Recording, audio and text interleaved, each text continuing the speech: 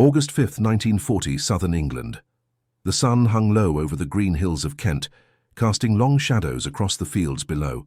High above, at 15,000 feet, a lone Supermarine Spitfire moved on the edge of a thundercloud, its smooth wings cutting through the summer air like a hunting falcon. In the cockpit, squadron leader John Dundas held the control stick tightly, his eyes focused on the Messerschmitt Bf 109 chasing him, a fast and deadly German fighter, flown by one of the Luftwaffe's best aces, Oberleutnant Erich Rudorffer, who already had 12 kills. The Germans' cannons fired, bright tracer bullets flying past like angry wasps. But Dundas smiled. He pulled the Spitfire sharply to the left, turning so tightly that it almost defied gravity. The force pressed him hard into his seat, but the plane held steady. The Messerschmitt shot past him, suddenly exposed, and in a second, Dundas's 8 machine guns roared. Rudorfer's plane burst into flames, spinning down in black smoke. One more enemy ace was gone, and Britain lived to fight another day. It was not luck. It was the result of a man's vision, a designer whose bold idea had changed the skies forever. To understand how that one move saved not only a pilot but a nation, we must go back to the design rooms of Southampton, where Reginald Joseph Mitchell, chief designer at Supermarine Aviation Works, first drew the lines that would become legend. Born in 1896 in Staffordshire's industrial heart, Mitchell was not a dreamer, but a practical man shaped by the Great War. He had worked his way up from a trainee at Vickers to leading Supermarine into the new age of speed. By the late 1920s, Mitchell was already a champion. His Supermarine SE-6 seaplane had won the Schneider Trophy in 1929, breaking world speed records at over 330 miles per hour. But success came at a price. The long hours and pressure damaged his health. Tuberculosis weakened his lungs, and in 1930 he was told he had cancer. Doctors said he might live 2 years. Mitchell simply said, "I'll finish this job first." That job was Type 310, a new fighter requested by the British Air Ministry in 1934. They wanted a monoplane with 8 guns, able to fly at 330 miles per hour and cover 290 miles. It would be a weapon for survival in a world preparing for war. Mitchell's team faced huge challenges. Rival companies were building older designs, Westland's Hector, a slow biplane, and Gloucester's Gladiator, another outdated model. But Mitchell wanted something revolutionary. He rejected the flat, straight wings others used. Those shapes created drag and slowed the plane. Working with aerodynamic expert Beverly Shenstone, a Canadian who had studied in Germany, Mitchell decided on a daring new shape, an elliptical wing. It was not perfectly oval, but gently curved from root to tip, designed to keep smooth airflow and prevent stalling in sharp turns. Why elliptical? Because it reduced drag, the force that resists lift. The shape spread lift evenly along the wing, letting the aircraft turn faster and climb higher without losing speed. Shenstone later said, "Reginald saw beauty in efficiency. The ellipse was not art, it was pure physics." Many people doubted him.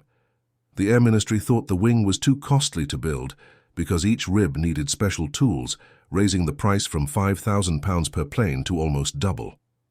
Factory workers complained that the curves were hard to make. Even Mitchell's boss, Sir Robert McLean, wanted a simpler design. But Mitchell refused to change. He worked late into the night, fueled by tea and determination. From wind tunnel data, he knew the elliptical shape could cut drag by 20%, allowing tighter turns than any rival aircraft. In 1934, the first prototype took shape in a small factory by the Woolston River. It used a Rolls-Royce PV-12 engine, later called the Merlin. The silver airframe looked elegant, its wings thin and sharp. On March 5, 1936, test pilot Mutt Summers took it into the sky for the first time. Witnesses said it looked like a bird, not a machine. On its third flight, it reached 348 miles per hour, faster than the German Bf 109. But Mitchell's health kept getting worse. By 1937, he was weak from several operations. From his cottage on the Isle of Wight, he continued to sketch and guide his team. "The wing must breathe," he told Shenstone softly during one visit. His team carried on his work. Joe Smith improved the landing gear, and Fred Hillier worked on the Merlin engine's supercharger. Yet the elliptical wing remained Mitchell's masterpiece, a design so balanced and graceful that aviation historian Alfred Price later called it poetry in metal. Price wrote that without this wing, the Spitfire would have been just another Hurricane, strong but unable to match the German Bf 109 in a dogfight. Mitchell never lived to see it in battle. He died on June 11, 1937, at the age of 42, telling his wife, "I don't want any fuss." But his design was about to become Britain's greatest weapon. As the prototype entered production, few imagined the firestorm soon to come over Dover's white cliffs.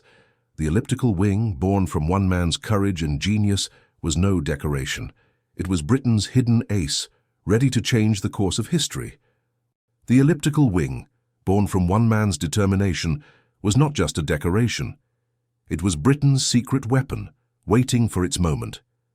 And that moment came in the fire and chaos of the Battle of Britain from July 10th to October 31st, 1940. When Hermann Göring's Luftwaffe attacked with 4,000 aircraft, waves of Junkers Ju-88 bombers, and Dornier Du-17 planes guarded by Messerschmitt, Bf 109 fighters, the Royal Air Force stood close to collapse. Prime Minister Winston Churchill would later say, "Never in the field of human conflict was so much owed by so many to so few." But behind those few, 2,000 pilots, many barely out of their teens, was Mitchell's spirit in every curve of a Spitfire's wing. Imagine it.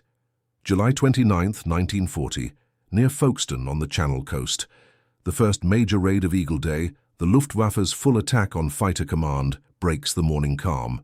48 Dornier Du-17 bombers, slim and sharp, head for the radar stations at Ventnor and Pevensey. They are protected by twice as many Bf 109s from Jagdgeschwader 52, the Luftwaffe's top unit under Adolf Galland. Galland himself, with his trademark cigar in his mouth, leads the charge in his yellow-nosed fighter, already imagining London in ruins. From Biggin Hill Airfield, 20 Spitfires of No. 64 Squadron take off, their engines roaring like lions as they climb toward the battle. Leading them is Flight Lieutenant Tony Pickering, once a racing pilot before the war, now a reluctant fighter, his cockpit crowded with maps and a lucky rabbit's foot from his girlfriend. At 10,000 feet, the fight begins. A Bf 109 gets behind Pickering, its 20mm cannon firing shells that fill the sky. Pickering pulls back on the stick, turning his Spitfire sharply to the left at 450 miles per hour, speeds that would make most planes lose control and spin. But Mitchell's elliptical wing holds firm. Its balanced lift, perfected in wind tunnel tests years before, lets the plane turn in only 180 feet, tighter than the Germans' 220. The German pilot, Lieutenant Hans Eckhard Bob, who would later have 103 victories, finds himself outturned, his straight-edged wings forcing a wider path and losing speed. Pickering rolls behind him, his 8 Browning machine guns firing in unison. The bullets tear through the Messerschmitt's nose, and it bursts into smoke before falling into the sea, one of 19 German losses that day. As Pickering pulls away, his heart racing, he sees his wingman still flying strong, already lining up for another target. The elliptical wing had given them precious seconds, seconds that meant survival. This was not just a lucky moment. Throughout August, known as the hardest month, Göring launched 1,500 missions a day against British airfields from Manston to Warmwell. The Spitfire's wing proved its worth again and again in ways numbers alone could not explain. Historian James Holland, in his book, The Battle of Britain, 5 Months That Changed the World, studied the squadron reports and found the truth. While the Hawker Hurricane, strong but less agile, destroyed 656 enemy planes by targeting bombers, the Spitfire claimed 529, often fighting directly against the Bf 109 escorts. Why the difference? The wing. In close air combat, turning ability mattered more than speed. The Bf 109, designed by Willy Messerschmitt, with its Daimler-Benz 601 engine giving 1,200 horsepower, was fast and powerful. It could dive at 400 miles per hour. But in tight-turning battles, where pilots circled each other like predators, the Spitfire's low stall speed of 75 miles per hour allowed tighter control. Beverley Shenstone, in a lecture to the Royal Aeronautical Society in 1952, explained that the elliptical wing cut down air vortices by 30%, keeping smooth airflow over the control surfaces even in sharp turns. Aces like Johnny Johnson, who later achieved 38 victories in Spitfires, wrote in his book Wing Leader that the Spitfire turned on a sixpence, the 109 needed a shilling. Still, victory came with heavy loss. On August 31st, the bloodiest day of the battle, No. 295 Squadron lost 5 out of 12 Spitfires over Croydon. Pilots like 19-year-old Peter Wähler parachuted into fields covered with craters. The German pilots learned to adapt too. Werner Milders developed tight formation tactics that forced Spitfires to waste energy chasing them. Yet Mitchell's design continued to prove its strength. By September 15th, the peak of the battle later called the Thursday, 185 RAF fighters, a third of them Spitfires, faced 1,200 German planes over London. The elliptical wing shone again. Spitfire pilots reported outturning their enemies even in the thin air at high altitudes, destroying 40 enemy aircraft while losing only 14. Ground crews worked through the night to repair the planes, patching bullet holes with fabric and paint. They often noticed how the curved wings handled damage better than straight ones. Leo McKinstry, in his book Spitfire, Portrait of a Legend, wrote that combat reports showed Spitfires could turn 25 degrees per second, faster than the Bf 109's 22, a small difference that often meant life or death. Even top German ace Helmut Wick fell to a Spitfire's turn over the Channel on November 28th. As autumn fogs settled over England, Göring's plan collapsed. Hitler, now focused on invading the Soviet Union, cancelled the attack on October 12th. The RAF had lost 1,424 planes, but the Luftwaffe had lost twice as many. Britain stood strong. Among the pilots, people whispered about the real hero, not the Merlin engine, but the wing that saved them. In a quiet hut, Pickering, his arm bandaged, raised a cup of tea to his fallen friends and said, "Mitchell's bloody ellipse, it's what kept us alive." None of them knew then that this rebel design was not finished yet. The Spitfire's wing would continue to fly across oceans and into the future. By December 7, 1941, the smoke from Pearl Harbor still rose over Hawaii's palm-covered bays when the Spitfire's famous elliptical wings first touched American soil, not as part of an alliance, but as quiet exports to strengthen the young United States Army Air Forces. Yet it was in the hot deserts of North Africa and the Mediterranean, from November 1942 onward, where Mitchell's idea truly spread across the world. Operation Torch, the Allied invasion of Vichy-controlled Morocco and Algeria, needed a fighter that could face the Luftwaffe's experienced pilots who had already fought hard in the desert. The answer was the Spitfire Mark V, including a clipped-wing version made for low attacks, its wingtips shortened by 36 inches to make turns faster by 15%, while still keeping the beautiful elliptical shape. Pilots of No. 145 Squadron, the Free French under Jean Offenberg, flew these aircraft over El Alamein, twisting through palm trees and turning tighter than the Focke-Wulf FW-190 fighters in fierce desert battles. Imagine the scene. February 14, 1943, above the hot runways of Bizerte Airfield in Tunisia. Capitaine Jacques André, a Parisian exile with revenge burning in his eyes, flies his Spitfire Mark IX through a storm of Messerschmitt Bf 109s led by ace Hans-Joachim Marseille, known as the Star of Africa, with 158 victories and a talent for low, daring loops. Marseille dives from above, his aircraft streaking like a meteor, forcing André to climb. At 5,000 feet, André rolls his plane upside down, the Spitfire's controls responding with perfect smoothness thanks to that curved wing. The maneuver costs only 200 feet of height, while Marseille's heavier square-winged fighter loses 300. The German's plane drags in the air, unable to match the turn. André locks on target and fires. Bullets rip through the Messerschmitt's tail, sending the famous ace crashing into the dunes below. As André steadies his plane, searching the sky, he whispers into his mask, "For Mitchell, my friend."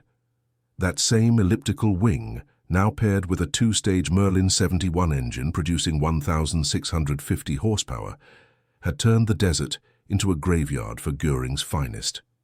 By May 1943, as Axis forces surrendered in Tunis, Spitfire pilots had shot down 270 German planes, proving that Mitchell's rebel design worked not only in England's rain, but under Africa's burning sun. The Spitfire's progress continued, unstoppable as the tide.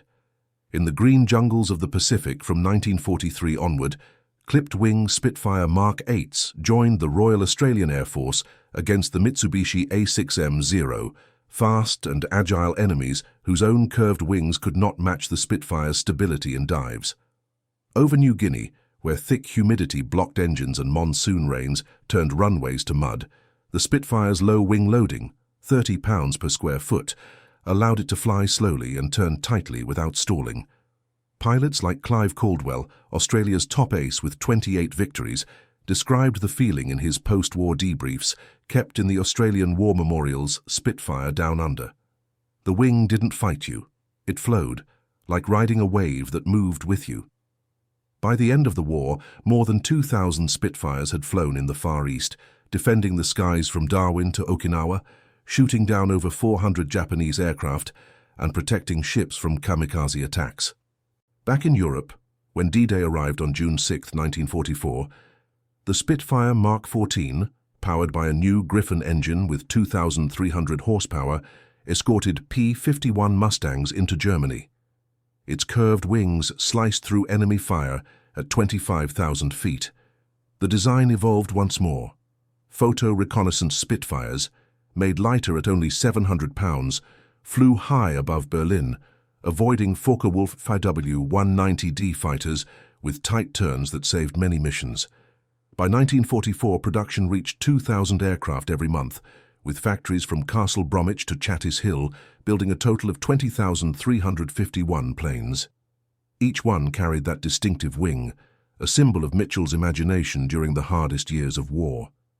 As Allied forces pushed into Germany, aces like the American Francis Gabby Gabreski, who switched from P-47 Thunderbolts to Spitfires in 1944, recorded 28 victories, praising the Spitfire's poetic way of turning in his memoir, Gabby, A Fighter Pilot's Life. The Ellipse had outturned not only Luftwaffe pilots but fate itself, from the beaches of Dunkirk to the final days before Hiroshima. When the war ended on May 8, 1945, the Spitfire remained in the skies like a guardian spirit. It carried supplies during the Berlin airlift of 1948, its wings filled with food for those trapped behind Soviet lines. In the Korean War of 1951, Spitfire Mark 18s of the Royal Air Force faced Soviet MiG-15 jets, their upgraded designs, with ejection seats, still managing sharp turns that even the jets respected. But the greatest legacy was memory. Museums in London and Washington preserve these aircraft, their wings still showing the beauty of that original idea. Test pilot Erich Brown, who flew over 480 types of aircraft, wrote in Wings of the Luftwaffe that Mitchell's creation was not rebellion for its own sake, but the purest form of flight, efficient, graceful, and deadly when needed. Today, at air shows, the sound of roaring Merlin engines fills the air once more, the Spitfire tracing elegant loops over the English countryside, reminding the world of its past heroes like Dundas and André. In the end, Reginald Mitchell's elliptical wings did more than outfly his enemies. They changed the course of the war itself, turning fear of invasion into victory and hope. What began as a simple line on a drawing board, sketched by a dying man, became the curve that carried freedom through the clouds. And as the trails fade in the sky, they remind us still, true genius, once born, has no limits.